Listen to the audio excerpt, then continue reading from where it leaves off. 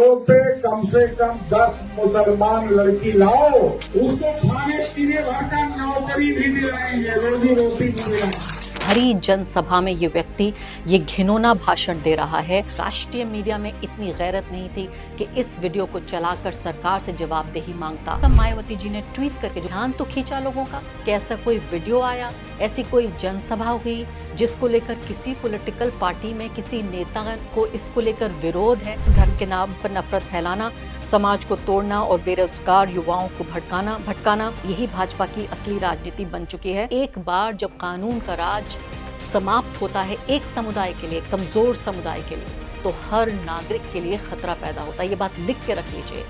नमस्कार, the wire में आपका स्वागत है। मैं हूं आरफा खानम शेरवानी। खबरों का बाजार गर्म है। बिहार में चुनाव होने वाले हैं। प्रधानमंत्री ने अपना छठ का कार्यक्रम रद्द कर दिया है। ये तमाम खबरें आप देख रहे होंगे, सुन रहे होंगे। तेजस्वी यादव क्या कह रहे हैं, प्रधानमंत्री क्या कह रहे हैं, ये राष्ट्रीय मीडिया पे चल रही हैं और यूट्यूब पर भी, यानी डिजिटल मीडिया पर भी चल रही हैं। लेकिन एक खबर जो आपको या नहीं देखने को मिलेगी या बहुत मुश्किल से देखने को मिलेगी, वो ये कि किस तरह से मुस्लिम धर्म के खिलाफ और मुस्लिम धर्म को मानने वाली औरतों के, इस्लाम धर्म को मानने वाली औरतों के खिलाफ किस तरह लगातार नफरत का माहौल बना हुआ है। और देश में सबसे बड़े वो लोग, यानी सरकार और इसके अलावा प्रशासन, जिनके ऊपर कानून व्यवस्था को बना के रखने की जिम्मेदारी है, ये उनका संवैधानिक धर्म है, ये उनका फर्ज है, वो हाथ पर हाथ रखे बैठे हैं अगर उन लोगों को संरक्षित कर रहे हैं। नहीं तो, यानी अगर संरक्षण का काम नहीं हो रहा है तो कम से कम खामोशी से बैठे हुए हैं। मैं यहाँ पर बातचीत कर रही हूँ एक भगवा जो विश्वविद्यालय है, भगवा जो स्कूल ऑफ थॉट है, उससे एक नया फॉर्मूला निकल के आया है। क्या मैं इसको इस तरह की कोई स्कीम कह सकती हूँ? क्योंकि अगर सरकार इस स्कीम को अपना ले, इस आइडिया को अपना ले, तो ये एक स्कीम भी कही जा सकती है। स्कीम ये है कि मुस्लिम लड़कियों को लाओ और नौकरी पाओ। मुस्लिम लड़कियों को लाओ और नौकरी पाओ, यानी मुस्लिम लड़कियों को फंसा लो तो तुमको नौकरी दी जाएगी। ये धड़ल्ले से, ये व्यक्ति आपकी स्क्रीन पर जो दिख रहा है, धड़ल्ले से एक पब्लिक मीटिंग में, ये एक आम सभा में ये व्यक्ति कह रहा है। भगवा कपड़े पहना हुआ है, तमाम आप देख रहे हैं वहां पर जो बैठे हुए लोग हैं। वीडियो भी एक सेकंड में आप देखेंगे, तमाम लोग ताली बजाते हैं। ये व्यक्ति जिक्र कर रहा है कि कोई 2 हिंदू लड़कियां हैं जो कि जिन्होंने मुस्लिम लड़कों से शादी कर ली है या उनके साथ चली गई हैं। इसका पूरा कॉन्टेक्स्ट नहीं पता चल रहा है। ये जो वायरल 1-1.5 मिनट का वीडियो है, इसमें ये व्यक्ति ये कह रहा है कि 2 का जाना हमें बिल्कुल अच्छा नहीं लग रहा है, हमें बहुत बेचैनी हो रही है। 10 मुस्लिम लड़कियों को लाओगे तो नौकरी का इंतजाम मैं करूंगा। ये कोई ऐरा गैरा नत्थु खैरा नहीं है जिसके बयान के ऊपर बैठ के मैं यहाँ पर वीडियो बना रही हूँ पूरा और आपको यहाँ जानकारी देने की कोशिश कर रही हूँ। ये व्यक्ति है भाजपा का पूर्व विधायक राघवेंद्र प्रताप सिंह। भरी जनसभा में ये व्यक्ति ये घिनौना भाषण दे रहा है और ये कह रहा है कि मैं, तुम लेकर आओ मुस्लिम लड़कियों को, मैं तुम्हारी शादी कराऊंगा, तुम्हारे खाने पीने का इंतजाम कराऊंगा, तुम्हें नौकरी दूंगा। और बेगैरत बेशर्म वहां बैठे हुए लोग, भद्दी गंदी सड़ीली मानसिकता के बैठे हुए वहां पे लोग बाकायदा तालियां बजा रहे हैं और इस घिनौने व्यक्ति की तमाम बातों को न सिर्फ स्वीकार कर रहे हैं बल्कि उसको एक तरह से प्रोत्साहित कर रहे हैं ताकि वो एक बड़े से बड़ा नेता बन जाए। क्योंकि एक तो ये बहुत ही सिंपल फॉर्मूला है कि आप मुसलमानों के खिलाफ जहरीले बयान दीजिए, हिंसक बयान दीजिए और आप रातों रात स्टार बन जाएंगे। बयान सुन लेते हैं। तो मैं कह रहा हूँ 2 पे कम से कम 10 मुसलमान लड़की लाओ और उसको हिंदू। कितने नौजवान तैयार है, जरा हाथ उठाओ। अरे ये बियाह किए हो रुका नहीं।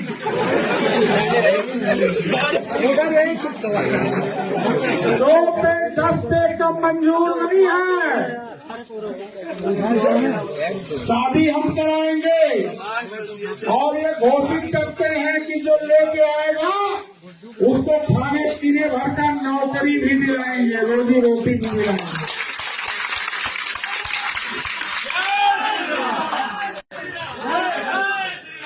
लेकिन ये 2 जो गई हैं 1 महीने के अंदर, ये हमें पच नहीं रहा है।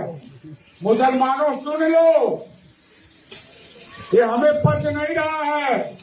ये 2 का बदला कुछ भारी होना ही होना है। तो फिलहाल अभी तक इस पर कोई भी कार्रवाई नहीं हुई है। ये कार्यक्रम करने का मकसद ये है कि व्यक्ति ऐसा हो सकता है, कोई ऐसा सरफिरा हो सकता है, चाहे वो पूर्व विधायक हो या कोई भी हो, जो कानून को अपने हाथ में लेने की कोशिश करे या हिंसा, नफरत फैलाने की कोशिश करे अल्पसंख्यकों के खिलाफ। लेकिन कानून अगर अपना काम करता तो मुझे ये कहने की जरूरत नहीं पड़ती। 24 से लेकर 48 घंटे इस वीडियो को गुजर चुके हैं। किसी राष्ट्रीय मीडिया में इतनी गैरत नहीं थी कि इस वीडियो को चलाकर सरकार से जवाबदेही मांगता।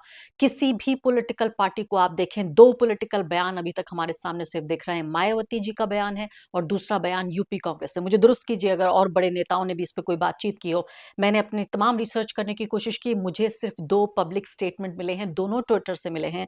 यहाँ मायावती इस बात को कह रही हैं कि मुस्लिम लड़की लाओ नौकरी पाओ के ताजा, संकीर्ण व घृणित बयान के साथ साथ यूपी व उत्तराखंड सहित अन्य जो राज्यों में भी धर्म परिवर्तन, लव जिहाद और न जाने क्या क्या नफरती नाम देकर और तथा उसके विरुद्ध कानून को अपने हाथ में लेकर सांप्रदायिक व जातिवादी द्वेष, वैमनस्य, अशांति, अराजकता, लोगों के जान माल पर व मजहब पर खतरा बन जाने का शरारती तत्वों का ये विषैला हिंसात्मक खेल अति निंदनीय है। कम से कम मायावती जी ने ट्वीट करके, जो बहुत कम बोलती हैं ज्यादातर मुद्दों पर, उन्होंने कम से कम ट्वीट करके इस मुद्दे की तरफ एक तरह से ध्यान तो खींचा लोगों का कि ऐसा कोई वीडियो आया, ऐसी कोई जनसभा हुई जिसको लेकर किसी पॉलिटिकल पार्टी में किसी नेता को इसको लेकर विरोध है, वो इस बात को पसंद नहीं करते। दूसरे आगे बोलती हैं ऐसे आपराधिक, अराजक व असामाजिक तत्व सभ्य व संवैधानिक सरकार के लिए खुली चुनौती और खतरा है। इन्हें शह व संरक्षण देने के बजाय सरकारें राज्य की करोड़ों जनता के हित व कल्याण को ध्यान में रखते हुए कानून के राज को स्थापित करें और सुनिश्चित करें कि ऐसे लोगों के खिलाफ कानूनी कार्रवाई की जाए। यही व्यापक जन व देश हित में है। मायावती जी ने यहाँ मुस्लिम शब्द का इस्तेमाल नहीं किया। मैं मान के चल रही हूँ कि इंटेंशनल था उन्होंने इस शब्द को, ताकि गलती से इसका दूसरा कोई अर्थ ना निकाला जाए और इसको भी दूसरे समुदाय को भड़काने के लिए इस्तेमाल ना किया जाए। लेकिन कम से कम उन्होंने सीधी भाषा में ये कहा है कि लोगों का जो उनका जान माल है उसका खतरा है। दूसरे उन्होंने सरकार से ये कहा है कि सरकारें इसको संरक्षण ना दे और कानून को अपना काम करना चाहिए। उन्होंने खुले तौर पर अपनी बात कही है। दूसरे यूपी कांग्रेस को भी मैं देख रही थी, उन्होंने लिखा है कि ये शर्मनाक बयान भाजपा के पूर्व विधायक राघवेंद्र सिंह ने भरी जनसभा में दिया है। धर्म के नाम पर नफरत फैलाना, समाज को तोड़ना और बेरोजगार युवाओं को भटकाना यही भाजपा की असली राजनीति बन चुकी है और शिक्षा, रोजगार, महंगाई के मुद्दे दूर हो चुके हैं। अब यह सवाल ये पैदा होता है कि क्या ये व्यक्ति, इसकी इतनी हिम्मत होती अगर ये व्यक्ति इस धर्म का नहीं उस धर्म का मानने वाला होता जिस धर्म की महिलाओं के बारे में ये घिनौना बयान दे रहा है। क्या कोई मुस्लिम व्यक्ति, कोई ईसाई व्यक्ति, कोई दलित या आदिवासी, कोई ऐसा हो सकता था कश्मीरी या नॉर्थ ईस्ट का कोई व्यक्ति कि इतनी घिनौनी बात किसी भी समुदाय के लिए, मुझे दिल पर हाथ रख के बताइए, क्या ये संभव है कि किसी भी दूसरे समुदाय का व्यक्ति, क्या हिंदू समाज की महिलाओं के लिए क्या इतनी घिनौनी बात कह सकता था और उसके लिए कोई खतरा नहीं है, उसको कानून का कोई डर नहीं है, उसको इस बात का कोई डर नहीं है कि देश में संविधान है, कानून है, पुलिस है, वकील है, अदालतें हैं और मीडिया भी है। ये एक ऐसा देश है जो लोकतंत्र से चलता है, कानून के राज से चलता है। मुझे बेहद अफसोस और दुख के साथ ये कहना पड़ रहा है कि जिस तरह से मुस्लिम महिलाओं को एक राजनीतिक हथियार बना के भगवा ताकतें उनके खिलाफ एक तरह का सेक्सुअल वायलेंस, उनके खिलाफ जिस तरह से नफरत फैलाने की कोशिश कर रही हैं, उनको ज्यादा खतरे में डाल रही हैं। आप ये सोचिए कि मुस्लिम महिलाओं के साथ धड़ल्ले से जब ये बात की जा रही है, मैं दिल्ली, मुंबई, कोलकाता में रहने वाली उन महिलाओं की बात नहीं कर रही हूँ जो बड़े शहरों में रहती हैं और एक तरह से उन्हें मान लेते हैं कि थोड़ा बहुत सुरक्षा उनको मिलती होगी। लेकिन आप ये ध्यान रखिए इस बात का कि जिस इलाके में ये व्यक्ति इस बात को कह रहा है, वहां गांव देहात में भी लड़कियां खेतों में भी काम करती हैं, उन लड़कियों की सुरक्षा को खतरे में डाल रहा है ये व्यक्ति, क्योंकि वहां जुनूनी भीड़ वहां पे मौजूद है जिनको ये कहा जा रहा है कि तुम मुस्लिम लड़कियों को लेकर आओ, हम तुम्हें खाना पानी देंगे, खाना हम तुम्हें पानी देंगे और नौकरी हम तुम्हें देंगे। अभी इससे पहले आपने देखा था इकरा हसन, यानी एक सम्मानीय सांसद जो खुद एक पारिवारिक पृष्ठभूमि से आती हैं, जो एक राजनीतिक पृष्ठभूमि से आती हैं, जिनके पिता, उनकी माता, उनके भाई और उनके दादा तक भी पिछली 3 पीढ़ियों से लगातार राजनीति में रहे हैं, उस महिला तक को भी कितना अपमान का सामना करना पड़ा। उन्हें आतंकवादी, मुल्ली और क्या क्या कहा गया और ये भी कहा गया उस व्यक्ति के जरिए, जो राणा नाम का व्यक्ति था, कि मैं उनसे शादी करना चाहता हूँ। जो भी एक तरह से बहुत ही अपमानजनक ये एक स्टेटमेंट था और ये सेक्सुअल वायलेंस जैसे मैं कहूँगी एक यौन हिंसा की तरफ बढ़ता हुआ कदम है इस व्यक्ति का ये बयान।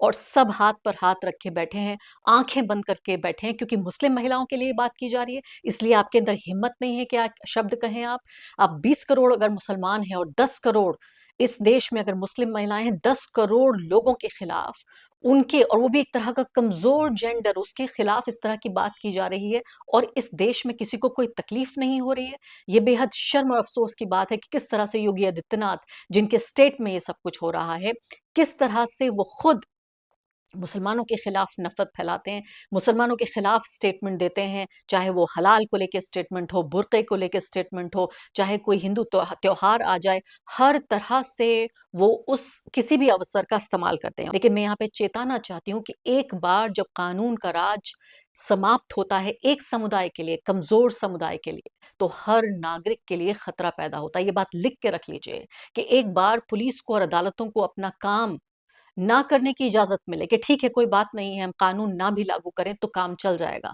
चूंकि ये मुसलमानों की बात है, चूंकि ये ईसाइयों की बात है, चूंकि ये कमजोर तबकों की बात है, तो ये सब के लिए फिर वही स्टैंडर्ड, वही पैमाना बन जाएगा बहुत जल्द। किस तरह का जहरीला, घटिया, हिंसक, नफरत भरा माहौल इन लोगों के जरिए पुरुषवादी, बहुसंख्यकवादी, घटिया राजनीति को मानने वाले ये लोग सीधे तौर पर एक कमजोर समुदाय के खिलाफ, एक अल्पसंख्यक समुदाय के खिलाफ, और वो भी उनकी महिलाओं के खिलाफ धड़ल्ले से नफरत, हिंसा और यौन हिंसा भड़का रहे हैं। लेकिन पुलिस और अदालतें सिर्फ हाथ पर हाथ रख के बैठी हैं। मैं उम्मीद करती हूं कि कोई जज, कोई वकील इस कार्यक्रम को देख रहा होगा और इस पर एक्शन करने की कोशिश करेगा। ये मामला उस हद तक जाना चाहिए जहां इस व्यक्ति को अपने इस काम की, इस स्टेटमेंट की सजा मिले। द वायर के और वीडियोस देखने के लिए सब्सक्राइब करें और बेल आइकन पर क्लिक करें। स्वतंत्र पत्रकारिता की आर्थिक मदद करने के लिए डिस्क्रिप्शन में दिए गए लिंक पर जाएं और अपनी राशि चुनें।